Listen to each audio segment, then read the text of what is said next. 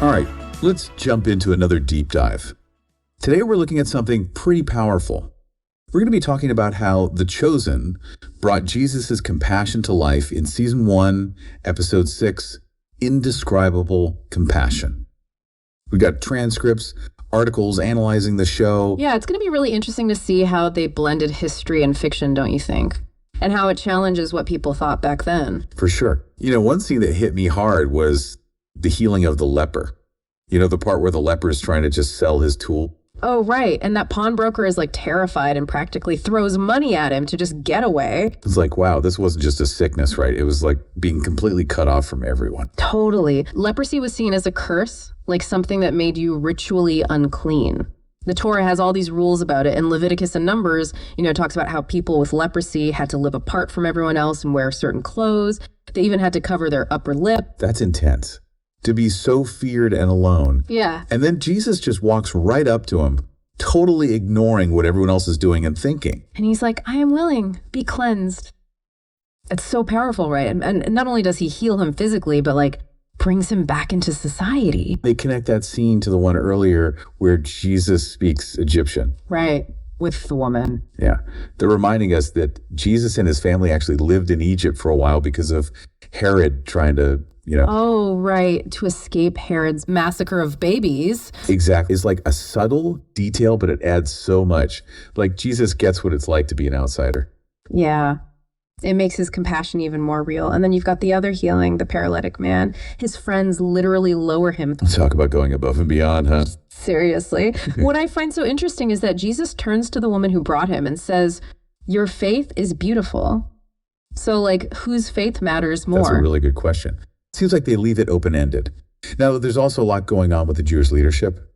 Shmuel, the guy who reported John the Baptist, is sure that John is a heretic. Right. And then there's his teacher, Nicodemus, who's part of the Sanhedrin. He's like way more open-minded about John and Jesus. Yeah. Remember that scene in the synagogue? Nicodemus is basically saying, hey, maybe we need to rethink how we see the Torah. God can still do new stuff. I wonder if they're setting Nicodemus up for a big change later on. Yeah, could be. It was a crazy time back then with all the different groups within Judaism. Each one had its own ideas about the scriptures and what the Messiah would be like. Yeah, so showing this debate within their leadership makes things way more complex. It's not just Romans versus Jews, right? It's also about how to understand prophecy. Definitely. And how to deal with new things that might challenge tradition. It's not just Nicodemus struggling with these questions. Matthew, the tax collector, is going through it too. He saw the miracle with the fish, but nobody believes him. And Simon Peter straight up calls him a traitor. Ouch! It's almost like Matthew's being treated like that leper, an outcast. That's a good point. It seems like The Chosen is drawing these parallels, showing all these people wrestling with what they believe and searching for something real. Right. And then there's that powerful ending where Jesus just turns and makes eye contact with Matthew. No words, but so much is said. It gives me chills. Like Jesus is saying, I see you, man. I know what you're going through. And Matthew is probably feeling so alone and judged, suddenly sees that Jesus gets him, maybe even accepts him. It's a reminder that Jesus saw the good in people that others just wrote off, Yeah. Like maybe Nicodemus and Matthew are on similar journeys, both kind of outsiders in their own ways. I hadn't thought of it like that, but you're right. It seems like they're setting up this whole theme of change and redemption. What do you think? I think it's a powerful way to show that encountering Jesus can lead to profound transformations. Yeah. It makes you wonder what those transformations will look like, right? And how they'll affect everyone around them. It's a good question to ponder as we keep exploring this episode. Definitely. I'm really curious. There's this palpable tension building, especially at Zebedee's house. You can really feel it, right? It's like Jesus teaching and the crowd's getting bigger and the Roman soldiers starting to look uncomfortable, like the calm before the storm. Yeah, like the episode is showing how people are becoming more and more aware of Jesus's influence. The Romans are always freaking out about anything that could upset their control, the Pax Romana. And of course, the Jewish leaders are watching Jesus super closely, trying to decide if he's a threat to them. So there's this whole political thing happening under the surface alongside the miracles and teachings. For sure. And that's what makes this episode so interesting. It shows how Jesus's message challenged the power structures of the time, like on every level, social, religious, and political. It's like a story with all these different layers. It's even in the way Jesus teaches, like that parable of the servants waiting for their master to come back from a wedding feast. The one where they have to keep their lamps burning. Right. The whole thing is about being ready, about being prepared, because the kingdom of God could arrive at any time. It's like a call to be alert and faithful.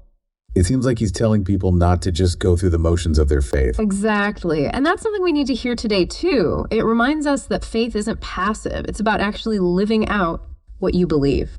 I like that the chosen doesn't shy away from showing people struggling with that. Like Simon Peter, he's so quick to judge Matthew, calling him a traitor after he tries to tell them about the miraculous catch of fish. Yeah, it's interesting how Simon Peter still doubts and judges even after seeing so much. He's a work in progress, just like us. Makes him more relatable, right? Yeah, totally. It's like a reminder that faith is a journey, not a destination. We're going to mess up and question things along the way. What matters is that we keep trying to follow Jesus, even when it's hard. It makes me think about those friends of the paralytic who literally lower him through the roof. They weren't going to let anything stop him. I know. It's symbolic, isn't it? Like how far people would go to get to Jesus. And it also shows the faith of his friends. They really believed Jesus could help him. I think it says something about the power of community, like how we need each other. You don't see that as much anymore. That's true. We're not meant to go through things alone. We need support. We need each other. I really like that little detail when Jesus speaks Egyptian to Tamar. It seems small, but it's like a reminder that Jesus can connect with anyone, no matter what language they speak or where they come from. Absolutely. His compassion isn't limited by human boundaries. Those little things, they make the story so much more real and relatable. Yeah, it's like we see Jesus as a real person who lived and walked among us. Remember all that tension we talked about? The Roman soldiers, the Pharisees, well, it's about to get real. And the consequences are going to be big. That storm you mentioned, it's got me hooked. We left off with things getting pretty tense at Zebedee's house. Roman soldiers looking nervous, Pharisees watching like hawks, and this feeling like something's about to explode. So what happens next? Things get out of control pretty quickly, actually. The crowds at Zebedee's are just too much for the Romans to handle. Yeah, they're not exactly known for being cool with big crowds, are they? Especially ones they can't control. Right. So they show up basically ready to shut the whole thing down. It's like this clash between Rome's power, their military might, and the power of Jesus's message. A clash of worldviews. Almost. Yeah, exactly. And the scene where Gaius, the Roman leader, confronts everyone is so intense. Andrew, always trying to keep the peace, steps up and says, "Hey, this is a peaceful gathering." But Gaius, he just says, "That's what the Maccabees said." Ooh. The Maccabees. There were those Jewish rebels who fought against, wait, who was it again? The Seleucid Empire, way before the Romans, like centuries earlier. Right. So why bring them up now? I think the writers did that on purpose. It's brilliant. By mentioning the Maccabees, Gaius is reminding everyone that the Jews have a history of fighting back against those who try to rule them. It's like the Romans are always afraid of another uprising. So even though Jesus isn't calling for a rebellion or anything, the Romans still see him as dangerous. Exactly. He's becoming too popular, the miracles, his teachings. It all makes them nervous. They think he could disrupt everything, upset the balance they've created. So what does Jesus do when the Romans confront him? He doesn't actually engage them directly. It's interesting. He and the disciples just slip out the back, leaving the crowd behind. It feels strategic, like he's avoiding a fight for now. So not because he's afraid or anything? I don't think so. It seems more like he's choosing his battles. Jesus' mission isn't about earthly power, right? It's about changing people's hearts, changing how they think and what they value. Right. My kingdom is not of this world. There you go. And then we see this scene with Nicodemus, remember him? The Pharisee who's been wrestling with what he believes about Jesus. Yeah, he seems so conflicted. Well, now he's convinced he has to talk to Jesus, even if it means doing it secretly. He's willing to risk everything, his reputation, his position. That's a big deal, right? Especially back then. It shows how deeply Jesus has affected him. For sure. He's not just curious anymore, he needs answers. But we don't actually see them in this episode. Oh, so they don't actually meet? Not yet. Mary Magdalene tells him she'll try to arrange it, though. It's like a cliffhanger. Makes you wonder what'll happen when they finally talk. I can't wait to see that. But before we finish up, I have to talk about that last scene with Matthew.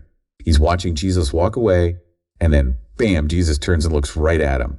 It's so short, but man, powerful. That's one of those moments that just sticks with you. No words are spoken, but it says so much. It's like Jesus is acknowledging him, seeing him as a person, not just a tax collector or a traitor, someone worthy of love and attention. And for Matthew, who's probably feeling so lost and alone, that look must be everything.